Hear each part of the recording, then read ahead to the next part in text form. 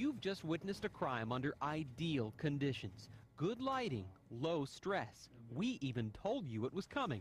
Now it's up to you to send the right man to prison. Please indicate who it is that you believe committed the crime by circling that person's photograph. UWM Professor Stephen Brandel asks the students in his criminal evidence class to find the purse snatcher in the lineup and say on a scale of 0 to 100 how sure they are.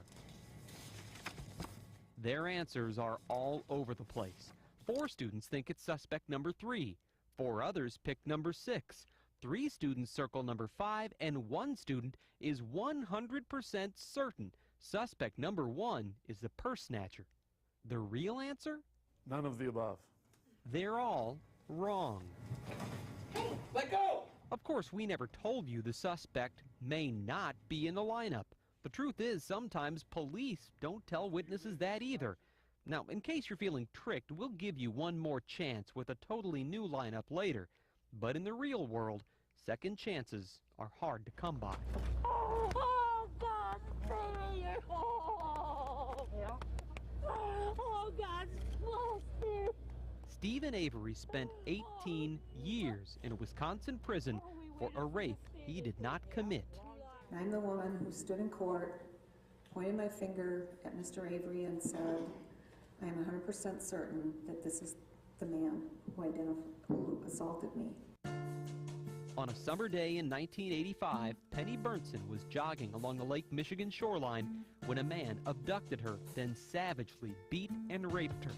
Within hours, the Manitowoc County Sheriff's Department considered Stephen Avery their suspect.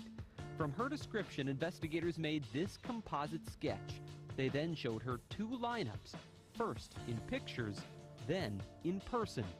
Avery was the only man police placed in both lineups. And then the memory of that photo became entwined also with the memory of the picture, which was entwined with the memory of the actual event. Burnson became convinced Stephen Avery was the man who raped her, and it was her persuasive testimony that put him in prison. I spent a lot of years forgiving Mr. Avery and then discovered I forgave the wrong person. 2 years ago, DNA evidence proved this man, Gregory Allen, was her attacker, not Avery.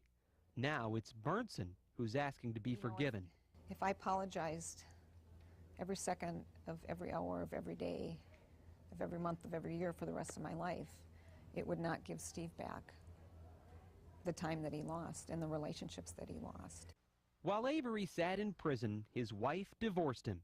His children grew up. But in the end, he did not blame his accuser. It ain't her fault. He wasn't just being gracious. He was telling the truth. It wasn't her fault. She was the victim of a flawed process. Keith Findley is co-director of the Wisconsin Innocence Project, which fights to free prisoners who've been wrongfully convicted of crimes. Avery's is their most dramatic case, but it's far from the only one. I was sick. I was sick to my stomach because I knew I didn't do it. Eugene Glenn thought he might die in prison. No one believed in me. No one. A judge sentenced the Milwaukee man to 29 years for armed robbery based on a single witness who picked him out of a lineup. Anybody can pick you out of a lineup and just say, you're the one. Glenn had a lengthy history of mostly petty crimes, nothing as personal and violent as armed robbery. Lucky for Glenn, appellate public defender Richard Martin noticed a striking problem in his case. The same victim who fingered Glenn had earlier described the robber as about 5'8", 180 pounds. Glenn was 6'3", 258. It wasn't even close. It wasn't even, neither height nor weight were even close. Martin dug deeper and found the actual robber, Eric Gardner, and he says that should be the real public concern. That guy was still out there to rob other people. Just like in the Stephen Avery case, when they put Stephen Avery in jail for a crime he didn't commit, that guy was out to rape other people. Now the Wisconsin Department of Justice is taking action. There's wide support for this. It is the right thing to do. Department spokesman Ken Hammond recently traveled the state teaching police and prosecutors a better way to conduct lineups. Attorney General Peg Lautenschlager is specifically urging police to use something called sequential double-blind lineups.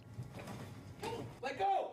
Consider our experiment in which we presented 6 photographs side by side.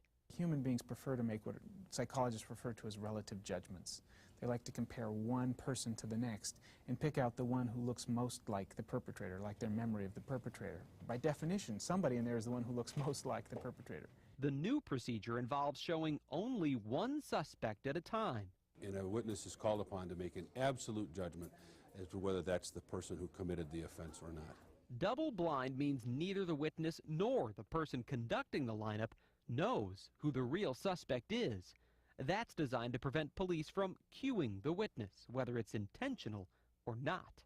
I noticed you paused on number 3. Or it can even be more subtle than that.